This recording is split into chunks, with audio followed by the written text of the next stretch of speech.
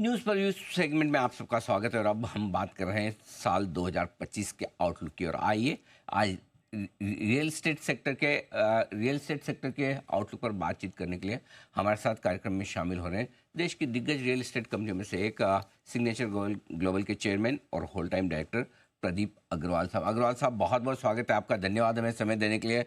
I am sure कि 2024 तो आपके सेक्टर के लिए ड्रीम ईयर साबित हुआ। मेरे ख्याल से अब तक का रिसेंट सालों का सबसे बढ़िया साल रहा होगा सर 2024। नमस्कार अनिल जी, बहुत बहुत शुक्रिया इस प्रोग्राम पर बुलाने के लिए। Thank you sir. एंड आपने बिल्कुल ठीक कहा, लास्ट 11 सालों में जो ये साल रहा ये सबसे बेहतरीन था। आप ये देखिए कि प्रॉपर्टी के प्राइसेस भी बढ़े और उसके साथ साथ जो डिमांड थी वो भी वन ऑफ द बेस्ट रही है लास्ट 11 सालों में।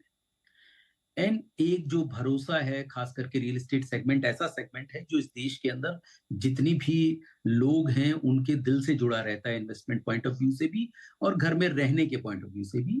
तो मैं मान के चलता हूं कि 2024 का साल है, ये रियल एस्टेट इंडस्ट्री में one of the best year में लिखा जाने वाला है। ऑफ कोर्स आने वाले जो साल हैं वो भी और बेहतरीन होंगे, लेकिन इस साल को लास्ट 11 साल में आप ये कह सकते हैं कि काफी बेहतरीन ईयर ये गया है। पिछले 11 साल में सबसे बढ़िया साल रहा है। जाहिर सी बात है कि हाई बेस पर अब 2025 की तुलना होगी 2024 के सामने। तो दो चीज़ें जो सबसे इंपॉर्टेंट है रियल एस्टेट सेक्टर के लिए, एक घरों की बिक्री और दूसरा दाम।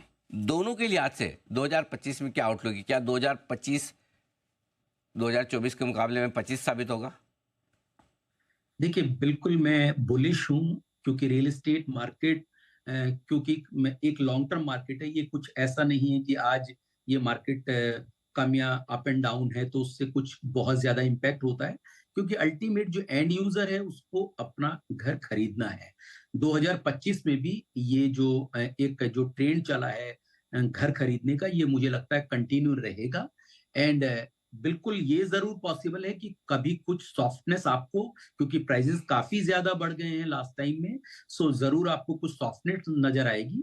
तो अगर आप प्राइस पॉइंट की बात करें तो मैं कह सकता हूं कि 2025 में जो मुझे उम्मीद है प्राइसेस राइज होने की, वो 8 से 10% से ज्यादा प्राइस राइज नहीं होने चाहिए।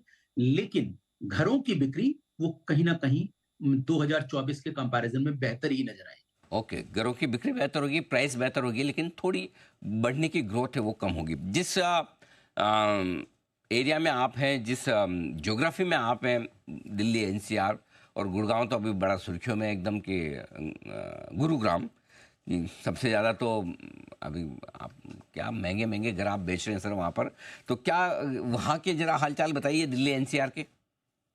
बिल्कुल अनिल जी, आपने ठीक कहा। इस वक्त दिल्ली एनसीआर पूरे इंडिया में one of the best top position पर है सेल्स नंबर्स के अंदर। बिल्कुल आपने ठीक कहा कि लग्जरी प्रॉपर्टीज के ऐसे ऐसे रिकॉर्ड बन रहे हैं यहाँ पर जो काफी सुर्खियों में छाए रहते हैं। लेकिन जैसा कि आप जानते हैं, जो कंपनी है वो उसका मिड इनकम सेगमेंट ज्यादा है, और खास करके जो मिड इनकम या अपर मिड इनकम, तो इस सेगमेंट के अंदर ये बहुत स्वीट स्पॉट है और हमारा फोकस भी इसी पे बना हुआ है। और आने वाले वक्त में मैं मान के चलता हूँ कि ऑफ कोर्स लग्जरी की भी डिमांड है, लेकिन ये जो मिड इनकम और अपर मिड इनकम है इसकी डिमांड कंटिन्यू रहेगी, क्योंकि राइट प्राइस, राइट साइज और राइट लोकेशन के जो भी प्रोजेक्ट्स हैं, प्रोजेक्ट स्पेसिफिक अगर हैं, तो मुझे लगता है कि आने वाले वक्त में डिमांड आपको कहीं से कहीं तक कम नजर होती हुई नहीं दिखाई देगी। एक मैं अभी रिसेंटली एक प्रोजेक्ट हमने लॉन्च किया जो सोहना के अंदर है, जो सबब है गुरुग्राम का। वहां लगभग हमने 2800 से ज्यादा यूनिट्स को लॉन्च किया। आप ये देखिए उसकी जितने भी फेजेस हम लॉन्च कर रहे हैं वो इमीडिएट सोल्ड आउट हो रहे हैं। और आप ये देखिए लगभग 50% से ज्यादा इन्वेंट्री जो अभी तक हमने लॉन्च की है, जिसका नंबर लगभग 1500 यूनिट्स का है। टोटल प्रोजेक्ट है वो लगभग 2800 यूनिट का है। 1500 यूनिट ऑलरेडी हम उसमें सोल्ड आउट कर चुके हैं। तो ऐसे प्रोजेक्ट खास करके जिनके अंदर टिकट साइज 2 करोड़ से 4 करोड़ के बीच का है, आने वाले वक्त में मुझे लगता है इनकी डिमांड और ज्यादा बढ़े। परफेक्ट, बहुत बढ़िया। अब आते हैं सर आपकी कंपनी के बारे में बात करते हैं। 2024 और 2025 सिग्नेचर ग्लोबल के लिए किस तरह से बेहतर रहेगा? देखिए अनिल जी, इस साल का हमने जो गाइडेंस दिया है कि 16,000 करोड़ की हम लॉन्चेस करने वाले हैं।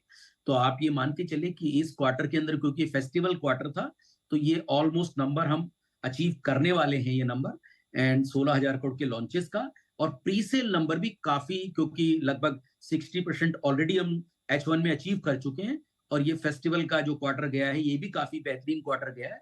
तो हम जितनी भी गाइडेंस अपनी दे रहे हैं उसके साथ कंफर्टेबल हैं। 2025 मुझे लगता है कि इससे भी ज्यादा बेहतरीन ईयर सिग्नेचर ग्लोबल के हिस्ट्री में आने वाला है, क्योंकि जैसा मैंने अभी कहा आपको कि जो मिड इनकम सेगमेंट है वो काफी ज्यादा फ्लरिश कर रहा है, और डिमांड बनी हुई है, कहीं ना कहीं सप्लाई कंस्ट्रेंट।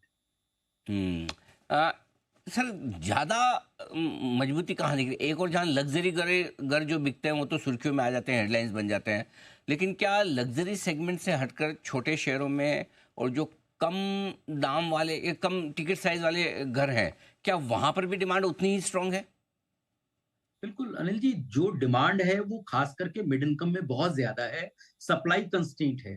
आज चाहे टीयर 2 की बात करें, टीयर 3 की बात करें, या जो जितने भी मेट्रो सिटीज से सटे हुए जो एरियाज हैं, क्योंकि आज थोड़ी सी कहीं ना कहीं अफोर्डेबिलिटी इंडेक्स भी बढ़ा है।